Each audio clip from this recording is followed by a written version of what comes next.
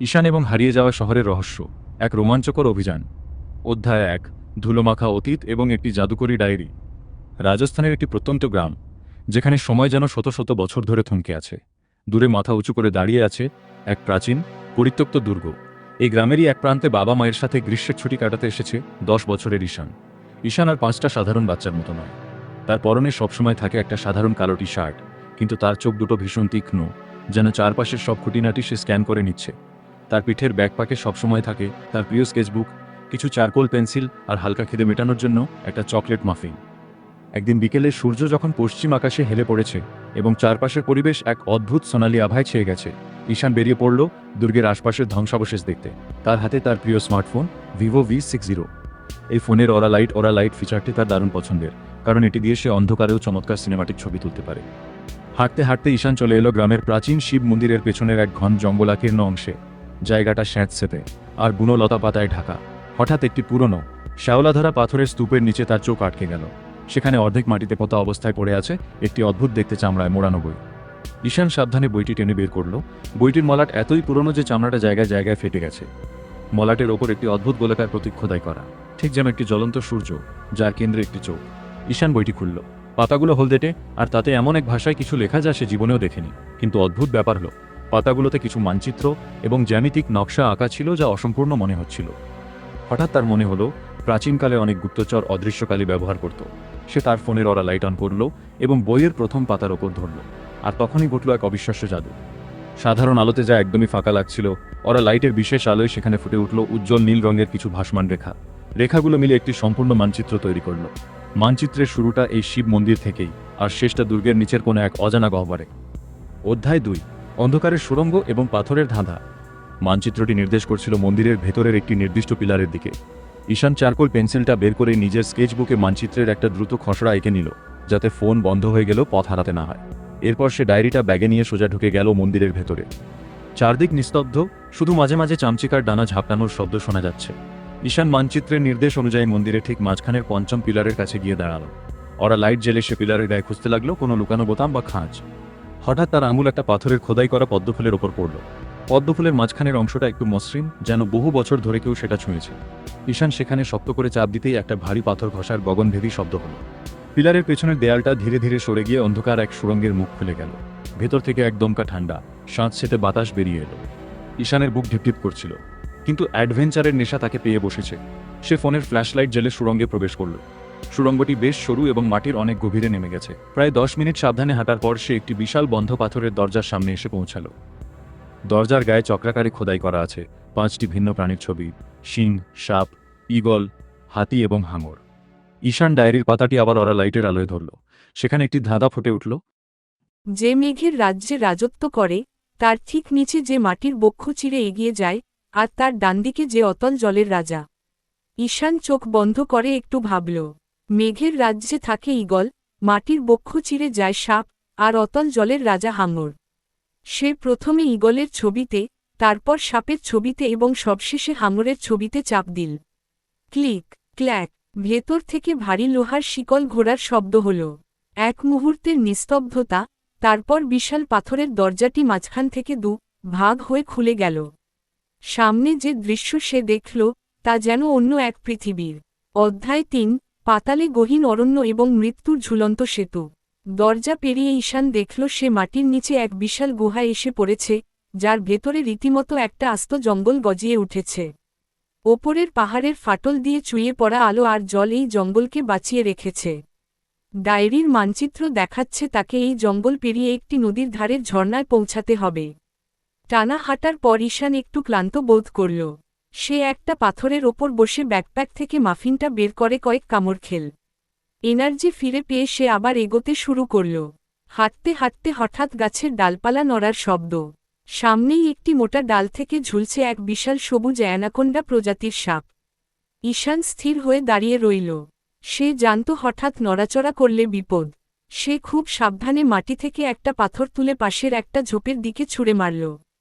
সাপটি শব্দ শুনে সেদিকে ঘুরে যেতেই ঈশান নিঃশব্দে পাশ কাটিয়ে বেরিয়ে এল। কিছুক্ষণ পর সে এক বিশাল খাদের সামনে এসে দাঁড়াল। খাদের নিচে বয়ে চলেছে ভয়ঙ্কর খরস্রোতা এক ভূগর্ভস্থ নদী। আর খাদের এপার থেকে ওপার পর্যন্ত ঝুলে আছে একটি জরাজীর্ণ কাঠের সেতু। সেতুর কাঠগুলো পচে গেছে, দড়িগুলো শ্যাওলায় ঢাকা। পিছিয়ে যাওয়ার কোনো উপায় নেই, ঈশান নিজেকে সাহস জোগাল। এক হাতে ডায়েরি আর অন্য হাতে সেতুর দড়ি শক্ত করে ধরে সে পা বাড়াল। প্রতিটি পদক্ষেপে সেতুটি ভয়ঙ্করভাবে দুলছিল। নদীর গর্জনে কান পাতা দেয়। মাঝামাঝি আসার পর হঠাৎ একটা কাঠের তক্তা মরমর করে ভেঙে গেল। ঈশানের পা ফসকে গেল। সেই শূন্যে ঝুলে পড়ল, কেবল তার ডান হাতটা কোনোমতে একটা মোটা দড়ি আঁকড়ে ধরে আছে। নিচে তাকালেই মৃত্যু। ঈশান দাঁতে দাঁত চেপে সর্বশক্তি প্রয়োগ করে নিজেকে টেনে তুলল। বুক ঘোষটে ঘোষটে সে সাবধানে বাকি পথটুকু পার হয়ে ওপারে পৌঁছাল। হাঁপাতে হাঁপাতে সে মাটিতে শুয়ে পড়ল কিছুক্ষণ। অধ্যায় ৪, চাঁদের আলো এবং জাদুকরী স্ফটিক বেদিকা। সেতু পেরিয়ে সে পৌঁছাল এক অপরূপ নীল জলের ঝর্ণার সামনে। ডায়েরি অনুযায়ী এটাই দ্বিতীয় গন্তব্য। ঝর্ণার ঠিক পেছনে একটি গুহার মুখ, যা পানি পড়ে কিছুটা ঢাকা। ভিজে ভিজে গুহার ভেতরে ঢুকে সে দেখল মাঝখানে একটি কালো পাথরের বেদির ওপর রাখা আছে কয়েকটি বিশাল, অমূল্য স্ফটিক বা ক্রিস্টাল। গুহার ছাদের একটি ফাটল দিয়ে রাতের রূপালী চাঁদের আলো সরাসরি বেদির ওপর এসে পড়ছে। ডায়েরিতে ওরা লাইট ফেলতেই লেখা ভেসে উঠল, আলো যখন সঠিক পথে ভাঙে, কেবল তখনই সত্যের দরজা খোলে। আভা তোমায় পথ দেখাবে। ঈশান বুঝতে পারল তাকে এই ক্রিস্টালগুলোকে এমনভাবে সাজাতে হবে যাতে চাঁদের আলো প্রতিফলিত হয়ে গুহার অন্ধকার দেয়ালের একটি নির্দিষ্ট চিহ্নের ওপর পড়ে। সে ক্রিস্টালগুলো সাবধানে নাড়াচাড়া করতে শুরু করল। আলো একবার মাটিতে পড়ে, তো একবার গুহার ছাদে হারিয়ে যায়। প্রায় 1 ঘণ্টা ধরে জটিল জ্যামিতিক হিসেব কষে সে একটি বড় নীল ক্রিস্টালকে কেন্দ্র করে বাকিগুলোকে একটি নির্দিষ্ট কোণে সাজাল। হঠাৎ চাঁদের আলো নীল ক্রিস্টাল ভেদ করে কয়েকটি বর্ণিল রশ্মিতে বিভক্ত হয়ে গুহার নির্দিষ্ট দেয়ালে খোদাই করা একটি বিশাল সূর্য চিহ্নের ঠিক মাঝখানে গিয়ে আঘাত করল। সঙ্গে সঙ্গে পুরো গুহাটি কাঁপতে শুরু করল। দেয়ালটি ধীরে ধীরে নিচের দিকে নেমে গেল এবং একটি প্রশস্ত, রাজকীয় গুপ্ত সিঁড়ি উন্মোচিত হল, যা আরও গভীরে নেমে গেছে। অধ্যায় ৫, জ্ঞানের আভা এবং হারিয়ে যাওয়া শহর। সিঁড়ি বেয়ে নিচে নামতে নামতে ঈশান ভাবছিল সে হয়তো রূপকথার মতো রাশি রাশি সোনা বা রত্নভাণ্ডার দেখতে পাবে। কিন্তু সিঁড়ি শেষ হতেই সে যে দৃশ্য দেখল, তাতে তার 10 বছরের জীবনের সব ধারণা বদলে গেল। সে একটি বিশাল, গম্বুজাকৃতির ভূগর্ভস্থ কক্ষে এসে দাঁড়িয়েছে। এটি কোনো গুপ্তধনের ঘর নয়, এটি একটি প্রাচীন, হারিয়ে যাওয়া বিশাল পাঠাগার। চারদিকের দেয়াল ঘেঁষে মাটি থেকে ছাদ পর্যন্ত বিশাল সব বুকশেলফ। তাতে থরে থরে সাজানো হাজার হাজার বছরের পুরনো প্যাপিরাস, চামড়ার স্ক্রোল, তাম্রপত্র এবং খোদাই করা পাথরের ফলক। ঘরের ঠিক মাঝখানে একটি বেদির ওপর রাখা আছে একটি উজ্জ্বল স্ফটিক গোলক, যা থেকে এক স্নিগ্ধ, মোহনীয় আলো বা আভা বের হচ্ছে। এই জাদুকরী আলোয় পুরো বিশাল কক্ষটিকে আলোকিত করে রেখেছে। ঈশান ডায়েরিটির শেষ পাতাটি খুলল। সেখানে জ্বলজ্বল করে উঠল শেষ বাণী, যারা সম্পদের লোভে আসে, তারা খালি হাতে ফেরে। যারা জ্ঞানের সন্ধানে আসে, তারা পায় এই পৃথিবীর সবচেয়ে বড় রত্ন। তুমি যজ্ঞ, তাই তুমি এখানে। ঈশান বুঝতে পারল, এই হারিয়ে যাওয়া শহরের আসল সম্পদ সোনা বা হীরে নয়, বরং এই প্রাচীন মানব সভ্যতার হারানো জ্ঞান। সে ধীরে ধীরে একটি বুকশেলফের কাছে গেল। সে তার স্কেচবুক বের করে সেই বেদির সুন্দর একটা স্কেচ করল। তারপর সে তার ফোন বের করে সেই বিশাল লাইব্রেরির এবং প্রাচীন লিপিগুলোর একের পর এক সিনেমাটিক স্টাইলের ছবি তুলতে লাগল। তার ছোট্ট জীবনে সে আজ এমন কিছু আবিষ্কার করেছে, যা বড় বড় ইতিহাসবিদ ও অভিযাত্রীরাও পারেনি। ভোরের আলো ফোটার ঠিক আগে, ঈশান ডায়েরি, তার স্কেচবুক এবং ফোনে বন্দি করা কিছু অমূল্য ইতিহাস নিয়ে গুহা থেকে বেরিয়ে এল। সূর্যোদয়ের প্রথম আলোয় দুর্গটিকে এখন আর কোনো রহস্যময় ভুতুরে জায়গা মনে হচ্ছিল না, বরং মনে হচ্ছিল এক নীরব, প্রাচীন অভিভাবক, যে শতাব্দীর পর শতাব্দী ধরে মানবজাতির এই জ্ঞানের ভাণ্ডার পাহারা দিয়ে এসেছে। ঈশান তার কালো টি-শার্টের ধুলো ঝেড়ে হাসল।